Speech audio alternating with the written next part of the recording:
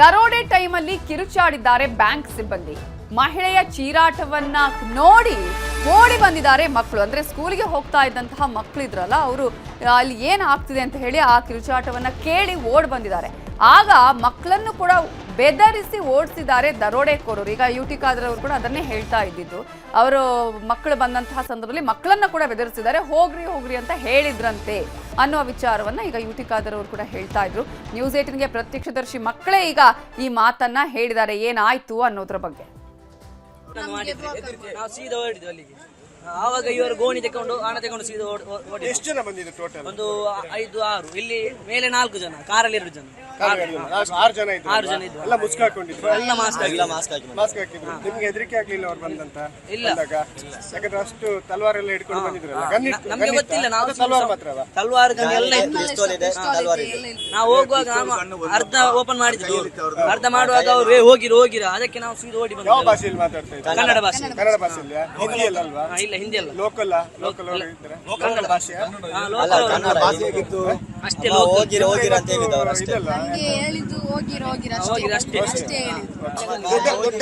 ದೊಡ್ಡವರ ಚಿಕ್ಕವರ?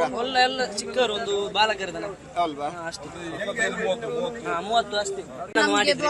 ನಾವು ಸೀದಾ ಹೊರಡಿದ್ವಿ ಅಲ್ಲಿಗೆ. ಆವಾಗ ಇವರು ಗೋಣಿ ತಗೊಂಡು ಹಣ ತಗೊಂಡು ಸೀದಾ ಓಡಿ. ಎಷ್ಟು ಜನ ಬಂದಿದ್ರು ಟೋಟಲ್? ಒಂದು 5-6. ಇಲ್ಲಿ ಮೇಲೆ 4 ಜನ, ಕಾರಲ್ಲಿ 2 ಜನ, 6 ಜನ ಇದ್ರು. 6 ಜನ ಇದ್ರು. ಎಲ್ಲ ಮುಸ್ಕ್ ಹಾಕೊಂಡಿದ್ರು, ಎಲ್ಲ ಮಾಸ್ಕ್ ಹಾಕಿದ್ರು. ಹಾಗಾದ್ರೆ ಅಲ್ಲಿ ಯಾವ ರೀತಿಯಾಗಿ ನಡೆಯಿತು ಘಟನೆ ಅನ್ನೋದನ್ನ ಘಟನಾ ಸ್ಥಳದಿಂದನೇ ಪ್ರತ್ಯಕ್ಷ ವರದಿಯನ್ನ ಕೊಟ್ಟಿದ್ದಾರೆ ನಮ್ಮ ರಿಪೋರ್ಟರ್ ಕಿಶನ್ ಶೆಟ್ಟಿ. ಬೀದರ್ನ ಮಾದರಿಯಲ್ಲೇ ಮಂಗಳೂರಿನ ಕೋಟೆಕಾರ್ ಬ್ಯಾಂಕಿಗೆ ದರೋಡೆಕೋರರು ಕಣ್ಣು ಹಾಕಿದ್ದಾರೆ. ಈ ಸಂದರ್ಭದಲ್ಲಿ ಬ್ಯಾಂಕ್ ಒಳಗಿದ್ದಂಥ ಅಪ್ರೈಸರ್ ನಮ್ಮ ಜೊತೆ ಇದ್ದಾರೆ, ಅವ್ರ ಜೊತೆ ಮಾತಾಡ್ತೀನಿ. ಎಷ್ಟೊತ್ತಿಗೆ ಈ ಘಟನೆ ಆಗಿದೆ? ಸಾಧಾರಣ 1 ಗಂಟೆ 10 ನಿಮಿಷದಿಂದ 1 ಗಂಟೆ 20ರ ನಡುವೆ. ಎಷ್ಟು ಮಂದಿ ಬಂದರು? 5 ಜನ ಬಂದಿದ್ರು. ನಾವು 5 ಜನ ಒಳಗಿದ್ವಿ. 3 ಸಿಬ್ಬಂದಿಗಳು, ನಾನು ಅಪ್ರೈಸರ್, ಇನ್ನೊಬ್ರು ನಮ್ಮ ಕಂಪ್ಯೂಟರ್ ಆಪರೇಟರ್ ಒಬ್ಬರು ಇದ್ರು. ಬಂದು ಏನು ಹೇಳಿದ್ರು ಸ್ಟಾರ್ಟಿಂಗ್? ಬರುವಾಗಲೇ ಡೋರ್ ಓಪನ್ ಮಾಡಿ ಬರುವಾಗಲೇ ಅವರು ಗನ್ ತೋರಿಸಿದ್ರು. ಗನ್ ತೋರಿಸಿದ ನಂತರ ನಾವೇನು ಮಾಡುವಾಗಿಲ್ವಲ್ಲ, ಹಾಗೆ ಶಟರ್ ಲಾಕ್ ಮಾಡಲಿಲ್ಲ. ಆಮೇಲೆ ಕೀ ಕೇಳಿದ್ರು. ಕೀ ಕೇಳಿದಾಗಲೇ ಆತ ಆಚೆ ನೋಡಿದ. ಆಚೆ ನೋಡುವಾಗ ಡೋರ್ ಓಪನ್ ಆಗಿತ್ತು, ಲಾಕರ್ ಇದ್ದು. ಒಳಗೋದು 10 ನಿಮಿಷದೊಳಗೆ ಅವರ ಕೆಲಸ ಮಾಡಿಕೊಂಡು ಹೋದ್ರು. ಎಷ್ಟು ಹಣ ಕೊಂಡೋಗಿದ್ದಾರೆ? ಅಂದಾಜು ಗೊತ್ತಿಲ್ಲ ನನಗೆ. ಒಂದು 30-50 kg ಬ್ಯಾಗಲ್ಲಿ ತುಂಬಿಸಿದ್ದಾರೆ. ಅಷ್ಟೇ, ಒಡವೆ, ಮತ್ತೇನು ಗೊತ್ತಿಲ್ಲ. ಅದರಲ್ಲಿ ಏನು ತುಂಬಿಸಿದರೆ ಗೊತ್ತಿಲ್ಲ. ಅಂದಾಜು ಗೊತ್ತಿಲ್ಲ, ನಮ್ಗೆ ಗೊತ್ತಿಲ್ಲ ಅದು. ಈಗ ಅದು ನಮ್ಮ ಲೆಕ್ಕ ಏನೂ ಆಗಲಿಲ್ಲ. ಆಗಿರುವಾಗ ನಮಗೆ ಹೇಳಲಿಕ್ಕೆ ಬರೋದಿಲ್ಲ. ಇಲ್ಲ, ಹಲ್ಲೆ ಮಾಡುವಂತ ಯೋಚನೆ ಮಾಡಲಿಲ್ಲ ಅವರು. ನೀವು ಸುಮ್ಮನೆ ಕೂತ್ಕೊಳ್ಳಿ ಅಂದ್ರು ಅಷ್ಟೇ. ಹಿಂದಿ. ಇಬ್ರು ಮಾತಾಡಿದ, ಮತ್ತು 3 ಮಾತಾಡಿದ್ದು ಗೊತ್ತಾಗ್ಲಿಲ್ಲ. ಮಾಸ್ಕ್ ಹಾಕಿದ್ರು. ಹೊರಗೆ ತಕ್ಷಣ ಬಂದ್ವಿ. ಅವ್ರ ಕಾರು ಹೋಯ್ತು, ಹೋಗಿದೆ, ಆಗ್ಲೇ ಆಗಿದೆ. ನಾವು ತಕ್ಷಣ ಬರುವಾಗಲೇ ಅವ್ರದ್ದು ಕಾರು ಹೋಗಿ ಆಗಿದೆ. ಇಲ್ಲೇ ಕೆಳಗೆ ನಿಲ್ಲಿಸಿದ್ರು ಕಾಣಬೇಕು. ಕೆಳಗೆ ನಿಲ್ಲಿಸಿದ್ರು. ಮಾಡಲಿಲ್ಲ. ಅಷ್ಟೇ, ತಲ್ವಾರ್ ಮತ್ತೆ ಗನ್.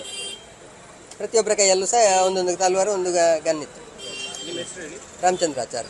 ಇದು ರಾಮಚಂದ್ರ ಆಚಾರ್ ಅವರು ಕೊಟ್ಟಿರುವಂತಹ ಮಾತು. ನೀವು ಒಳಭಾಗದಲ್ಲಿ ಗಮನಿಸಬಹುದು, ಪೊಲೀಸ್ ಕೂಡ ಇದ್ದಾರೆ, ಇಲ್ಲಿ ಮಹಿಳಾ ಸಿಬ್ಬಂದಿ ಕೂಡ ಇದ್ದಾರೆ. ಬಹಳಷ್ಟು ಭಯಭೀತಗೊಂಡಿದ್ದಾರೆ. ಯಾಕಂದ್ರೆ ಏಕಾಏಕಿ ಬಂದಂತಹ ದರೋಡೆಕೋರರ ತಂಡ ಈ ರೀತಿಯಾಗಿ ಹಲ್ಲೆಯನ್ನ ಮಾಡಿದೆ, ದಾಳಿಯನ್ನ ಮಾಡಿದೆ ಮತ್ತು ಗನ್ನನ್ನು ತೋರಿಸಿ ಲಾಕರ್ನ ಕೀ ಕೇಳಿದ್ದಾರೆ. ಹಾಗಾಗಿ ಆ ಕ್ಷಣದಲ್ಲಿ ಭಯಗೊಂಡಂತಹ ಸಿಬ್ಬಂದಿ ಲಾಕರ್ನ ಕೀಯನ್ನು ಕೂಡ ಕೊಟ್ಟಿದ್ದಾರೆ. ಹಾಗಾಗಿ ಲಾಕರ್ನ ಒಳಭಾಗದಲ್ಲಿದ್ದಂತಹ ಅಪಾರ ಪ್ರಮಾಣದ ನಗದನ್ನ ಆ ದರೋಡೆಕೋರರು ದೋಚಿಕೊಂಡು ಹೋಗಿದ್ದಾರೆ. ಆದರೆ ಎಷ್ಟರ ಪ್ರಮಾಣದಲ್ಲಿ ಆ ಲಾಕರ್ನ ಒಳಭಾಗದಲ್ಲಿ ಹಣ ಇತ್ತು ಅಥವಾ ಒಡವೆ ಇತ್ತು ಅನ್ನೋದು ಸ್ವತಃ ಬ್ಯಾಂಕ್ ಸಿಬ್ಬಂದಿಗಳಿಗೆ ಕೂಡ ಗೊತ್ತಾಗ್ತಾ ಇಲ್ಲ. ಹಾಗಾಗಿ ಸದ್ಯ ದೃಶ್ಯದಲ್ಲಿ ಗಮನಿಸ್ತಾ ಇದ್ದೀರಿ, ಎಲ್ಲ ಲೆಕ್ಕಾಚಾರಗಳನ್ನು ಅವರು ತೆಗೆದುಕೊಳ್ತಾ ಇದ್ದಾರೆ. ಆದರೆ ಇಲ್ಲಿ CC ಕ್ಯಾಮೆರಾಗಳು ಕೂಡ ವರ್ಕ್ ಆಗ್ತಾ ಇಲ್ಲ ಅನ್ನೋದು ಸ್ಥಳೀಯರ ಆರೋಪ ಆಗಿರುವಂಥದ್ದು. ಯಾಕೆಂದ್ರೆ ಹೊರಭಾಗದಲ್ಲಿ ಎಲ್ಲೂ ಕೂಡ ನಮಗೆ CC ಕ್ಯಾಮೆರಾಗಳು ಗೋಚರ ಆಗ್ತಾ ಇಲ್ಲ. ಒಳಭಾಗದಲ್ಲಿ ಇರುವಂತಹ CC ಕ್ಯಾಮೆರಾಗಳು ವರ್ಕ್ ಆಗ್ತಾ ಇಲ್ವಾ ಅನ್ನೋದು ಈಗ ಪೊಲೀಸರು ತಪಾಸಣೆಯನ್ನು ಕೂಡ ಮಾಡ್ತಿದ್ದಾರೆ. ಈ ದೃಶ್ಯಗಳಲ್ಲಿ ಗಮನಿಸ್ತಾ ಇದ್ರೆ ಬ್ಯಾಂಕ್ನ ಒಳಭಾಗದಲ್ಲಿ ಎಲ್ಲವೂ ಕೂಡ ಅಸ್ತವ್ಯಸ್ತಗೊಂಡಿರುವಂಥದ್ದು. ಬ್ಯಾಂಕ್ನ ಒಳಭಾಗದ ಸಾಮಗ್ರಿಗಳು ಎಲ್ಲವೂ ಕೂಡ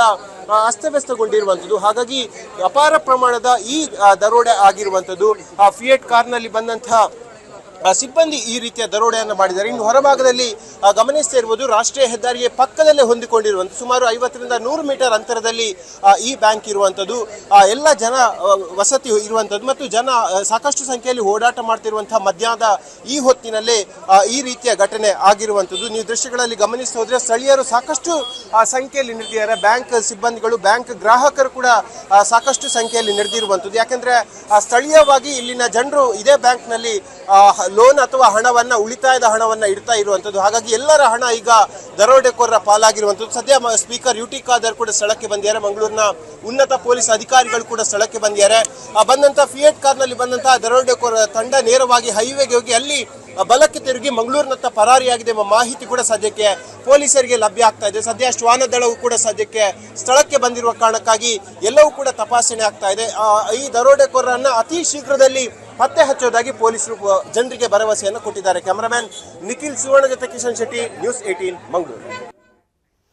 ಕೋಟೆಕಾರು ಸಹಕಾರಿ ಬ್ಯಾಂಕ್ ದರೋಡೆ ಪ್ರಕರಣಕ್ಕೆ ಸಂಬಂಧಪಟ್ಟ ಹಾಗೆ ಒಂದು ಬಿಗ್ ಅಪ್ಡೇಟ್ ಬರ್ತಾ ಇದೆ. ಚಿನ್ನಾಭರಣ, ನಗದು ಸೇರಿ ಒಂದು 12 ಕೋಟಿ ಲೂಟಿ ಮಾಡಿದ್ದಾರೆ ಈ ದರೋಡೆಕೋರರು. ನ್ಯೂಸ್ 18ಗೆ ಉಳ್ಳಾಲ ಪೊಲೀಸರು ಮಾಹಿತಿಯನ್ನ ಕೊಟ್ಟಿದ್ದಾರೆ. ಚಿನ್ನಾಭರಣ, ನಗದು ಸೇರಿದಂತೆ ಒಟ್ಟು 12 ಕೋಟಿ ಲೂಟಿ ಮಾಡ್ಕೊಂಡು ಹೋಗಿದ್ದಾರೆ. ಈಗಾಗಲೇ ಉಳ್ಳಾಲ ಪೊಲೀಸರು ನ್ಯೂಸ್ 18ಗೆ ಕೊಟ್ಟಿರುವ ಮಾಹಿತಿ ಇದು. ದರೋಡೆಯ ಹಿಂದೆ ಹತ್ತಿರದವರ ಕೈವಾಡ ಇರುವಂತಹ ಶಂಕೆ ಕೂಡ ಇದೆ. ಇವತ್ತೇ ಕೋಟೆಕಾರ್ ಬ್ಯಾಂಕ್ ಸಿಸಿಟಿವಿಯನ್ನ ರಿಪೇರಿಗೆ ಕೊಟ್ಟಿದ್ರಂತೆ. ಒಂದಷ್ಟು ಮಾಹಿತಿ ಕೂಡ ಈಗ ಇರುತ್ತೆ, ಏನಾಗಿದೆ ಅನ್ನೋದ್ರ ಬಗ್ಗೆ ಮಾಹಿತಿಯನ್ನ ಒಂದು ಸ್ವಲ್ಪ ಕೊಟ್ಟಿರಬಹುದು ಸ್ಥಳೀಯರು ಅಥವಾ ಅಕ್ಕಪಕ್ಕದವರು ಅನ್ನುವಂತಹ ಒಂದು ಮಾಹಿತಿಯನ್ನ ಈಗ ಒಂದಿಷ್ಟು ಶಂಕೆಯನ್ನ ಕೂಡ ವ್ಯಕ್ತಪಡಿಸಲಾಗ್ತಾ ಇದೆ. ಸಿಸಿಟಿವಿ ರಿಪೇರಿಗೆ ಕೊಟ್ಟ ದಿನವೇ 12 ಕೋಟಿ ದರೋಡೆ ಆಗಿದೆ. ಇಲ್ಲಿ ಬ್ಯಾಂಕ್ ಸಿಬ್ಬಂದಿ ಪ್ರಕಾರ ದರೋಡೆಕೋರರು ಹಿಂದಿ ಮಾತಾಡ್ತಾ ಇದ್ರು. ಆದ್ರೆ ಅಲ್ಲಿ ಪ್ರತ್ಯಕ್ಷದರ್ಶಿ ಮಕ್ಕಳಿದಾರಲ್ಲ, ಅವರು ಹೇಳುವ ಪ್ರಕಾರ ಕನ್ನಡದಲ್ಲೂ ಕೂಡ ಮಾತಾಡ್ತಾ ಇದ್ರು. ದಕ್ಷಿಣ ಕನ್ನಡ ಬ್ಯಾಂಕ್ನಲ್ಲಿ ಈಗ 12 ಕೋಟಿ ಲೂಟಿಯನ್ನ ಮಾಡಿರೋದ್ರ ಹಿಂದೆ 10 ಡೌಟ್ ಇದೆ. ನೂರಾರು ಒಂದು ಸಂಖ್ಯೆಯಲ್ಲಿ ಅಲ್ಲಿ ಅಕ್ಕಪಕ್ಕದಲ್ಲಿ ಜನ ಇರ್ತಾರೆ. ಆದರೆ ಆ ಸಂದರ್ಭದಲ್ಲಿ ಯಾರೂ ಇಲ್ಲ, ಬ್ಯಾಂಕಲ್ಲಿ ಯಾರು ಇರಲಿಲ್ಲ, ಕೇವಲ 5 ಮಂದಿ ಸಿಬ್ಬಂದಿ ಇದ್ರು. ಆದರೆ ಇದೆಲ್ಲ ಗೊತ್ತಿದ್ದವರೇ ಮಾಡಿರುವಂತಹ ಕೃತ್ಯನ ಅನ್ನುವಂತಹ ಒಂದಷ್ಟು ಅನುಮಾನ ಕೂಡ ಇದೆ. ಇದೇ ವಿಚಾರಕ್ಕೆ ಸಂಬಂಧಪಟ್ಟ ಹಾಗೆ ಇನ್ನಷ್ಟು ಡೀಟೇಲ್ಸ್ ಅನ್ನ ಕೊಡೋದಕ್ಕೆ ನಮ್ಮ ರಿಪೋರ್ಟರ್ ಕಿಶನ್ ಶೆಟ್ಟಿ ಈಗ ಫೋನ್ ಸಂಪರ್ಕದಲ್ಲಿ ಜಾಯ್ನ್ ಆಗಿದ್ದಾರೆ. ಕಿಶನ್, ಈಗಾಗಲೇ ಒಂದಷ್ಟು ಅನುಮಾನಗಳು ಕೂಡ ಈ ಪ್ರಕರಣದಲ್ಲಿ ಇದೆ. ಯಾಕಂದ್ರೆ ಸಿಸಿಟಿವಿಯನ್ನ ರಿಪೇರಿಗೆ ಕೊಟ್ಟ ದಿನವೇ ಈ ಒಂದು ಕೃತ್ಯ ಆಗಿದೆ ಅಂತ ಹೇಳಿದ್ರೆ ಒಂದಷ್ಟು ಯಾರೋ ಆ ಅಕ್ಕಪಕ್ಕದವರ ಸಹಕಾರ ಇದರಲ್ಲಿ ಏನಾದರೂ ಇರಬಹುದಾ, ಅಲ್ಲಿಯವರೇ ಮಾಡಿರಬಹುದಾ ಅನ್ನೋದ್ರ ಬಗ್ಗೆ ಈಗ ಯಾವ ರೀತಿಯ ತನಿಖೆ ನಡೀತಿದೆ? ನವಿತಾ, ಸ್ಥಳೀಯರು ಇಲ್ಲಿನ ಬ್ಯಾಂಕ್ ಸಿಬ್ಬಂದಿ ಮೇಲೇನೆ ಅನುಮಾನವನ್ನ ವ್ಯಕ್ತಪಡಿಸಿದ್ದಾರೆ. ಯಾಕಂದ್ರೆ ಇವತ್ತು ಶುಕ್ರವಾರ ಆಗಿರೋ ಕಾರಣಕ್ಕಾಗಿ ಮುಸ್ಲಿಮರ ಅಂಗಡಿಗಳೇ ಈ ಏರಿಯಾದಲ್ಲಿ ಜಾಸ್ತಿ. ಹಾಗಾಗಿ ಬಹುತೇಕ ಎಲ್ಲ ವರ್ತಕರು ಶಟರ್ ಕ್ಲೋಸ್ ಮಾಡಿ ಮಸೀದಿಗೆ ಹೋಗ್ತಾರೆ. ಮತ್ತೆ ಇವತ್ತು ಮಂಗಳೂರಲ್ಲಿ ಸಿಎಂ ಇರೋ ಕಾರಣಕ್ಕಾಗಿ ಪೊಲೀಸ್ ಸರ್ಪಗಾವಲು ಕೂಡ ಇಡೀ ಮಂಗಳೂರಲ್ಲಿ ಇರುವಂತದ್ದು. ಹಾಗಾಗಿ ಉಳ್ಳಾಲ ಸೇರಿದಂತೆ ಕಮಿಷನರೇಟರ್ ವ್ಯಾಪ್ತಿಯ ಎಲ್ಲ ಪೊಲೀಸರು ಮಂಗಳೂರಲ್ಲಿ ಭದ್ರತೆಯನ್ನ ಮಾಡ್ತಾ ಇದ್ದಾರೆ. ಹಾಗಾಗಿ ಪೊಲೀಸ್ ವ್ಯವಸ್ಥೆ ಮಂಗಳೂರು ಸಿಟಿಯಲ್ಲಿ ಕೇಂದ್ರೀಕೃತವಾಗಿರುತ್ತೆ. ಮತ್ತೆ ಇಲ್ಲಿ ಸ್ಥಳೀಯರು ಬಹುತೇಕ ಮುಸ್ಲಿಮರು ಮಸೀದಿ ಹೋಗಿರೋ ಕಾರಣಕ್ಕಾಗಿ ಇಲ್ಲಿ ಪಕ್ಕಾ ಪ್ಲಾನ್ ಮಾಡಿ 5 ಮಂದಿ ದರೋಡೆಕೋರ ತಂಡ ಈ ದರೋಡೆಯನ್ನ ಮಾಡಿರುವಂತದ್ದು. ಮತ್ತೊಂದು ಗಮನಾರ್ಹ ವಿಚಾರ ಏನಂದ್ರೆ ಬ್ಯಾಂಕ್ ಒಳಭಾಗದಲ್ಲಿ ಸಿಸಿ ಕ್ಯಾಮೆರಾ ಇದೆ. ಆದ್ರೆ ಆ ಸಿಸಿ ಕ್ಯಾಮೆರಾವನ್ನ ಹಾಳಾಗಿತ್ತು. ಹಾಗಾಗಿ ಇವತ್ತೇ ರಿಪೇರಿಗೆ ಕೂಡ ಕೊಟ್ಟಿದ್ದಾರೆ. ಹಾಗಾಗಿ ಎಲ್ಲವೂ ಕೂಡ ಒಂದಕ್ಕೊಂದು ತಾಳೆ ಆಗ್ತಾ ಇದೆ. ಈ ಸಿಬ್ಬಂದಿಗಳ ಸಹಕಾರದಿಂದ ಈ ರೀತಿಯ ಕೃತ್ಯ ಆಗಿರ್ಬೋದಾ ಅನ್ನೋದು ಗೊತ್ತಾಗಿರುವಂತದ್ದು. ಮತ್ತು ಬ್ಯಾಂಕ್ ಒಳಭಾಗದಲ್ಲಿದ್ದಂತಹ ನಮ್ಗೆ ಕೊಟ್ಟಿರುವಂತಹ ಮಾಹಿತಿ ಪ್ರಕಾರವಾಗಿ ಸಿಬ್ಬಂದಿ ಹೇಳ್ತಾ ಇರುವಂತದ್ದು, ಅವರು ಹಿಂದಿಯಲ್ಲಿ ಮಾತಾಡ್ತಾ ಇದ್ರು ಅಂತ ಹೇಳಿ. ಆದ್ರೆ ಅವರು ಬ್ಯಾಂಕಿಂದ ಇಳಿದು ಕಾರಿಂದ ಓಡಿ ಹೋಗುವ ಸಂದರ್ಭದಲ್ಲಿ ಶಾಲೆಯ ವಿದ್ಯಾರ್ಥಿಗಳು ಅವರನ್ನ ಗಮನಿಸಿದ್ದಾರೆ. ಯಾಕಂದ್ರೆ ಅವರ ಕೈಯಲ್ಲಿ ತಲ್ವಾರ್ ಇತ್ತು, ಚಾಕಿತ್ತು, ಗನ್ ಇತ್ತು ಮತ್ತು ಬ್ಯಾಂಕ್ ಹಣ ಮೂಟೆಯಲ್ಲಿ ಕೊಂಡು ಹೋಗ್ತಾ ಇದ್ರು. ಹಾಗಾಗಿ ಆ ವಿದ್ಯಾರ್ಥಿಗಳ ಜೊತೆ ಆ ದರೋಡೆಕೋರರು ಕನ್ನಡದಲ್ಲಿ ಮಾತಾಡಿದ್ದಾರೆ. ಹಾಗಾಗಿ ಇದು ಸ್ಥಳೀಯರೇ ಮಾಡಿರುವಂತಹ ಕೃತ್ಯ ಅನ್ನೋದು ಇಲ್ಲಿನ ಸ್ಥಳೀಯರು ಅಂದ್ರೆ ಬಹುತೇಕ ಗ್ರಾಹಕರು ಹೇಳ್ತಾ ಇರುವಂತ ಮಾಹಿತಿ. ಹಾಗಾಗಿ ಪೊಲೀಸರು ಈ ಬಗ್ಗೆ ತನಿಖೆಯನ್ನ ಮಾಡ್ಬೇಕೆಂಬ ಆಗ್ರಹವನ್ನು ಕೂಡ ಮಾಡ್ತಾ ಇರುವಂತದ್ದು. ಯಾಕಂದ್ರೆ ಮಧ್ಯಾಹ್ನ 1 ಗಂಟೆ ವೇಳೆಗೆ ಬ್ಯಾಂಕ್ ಒಳಭಾಗದಲ್ಲಿ 5 ಮಂದಿ ಸಿಬ್ಬಂದಿ ಇದ್ರು. ಅದರಲ್ಲಿ 3 ಮಹಿಳಾ ಸಿಬ್ಬಂದಿ ಕೂಡ ಇದ್ರು.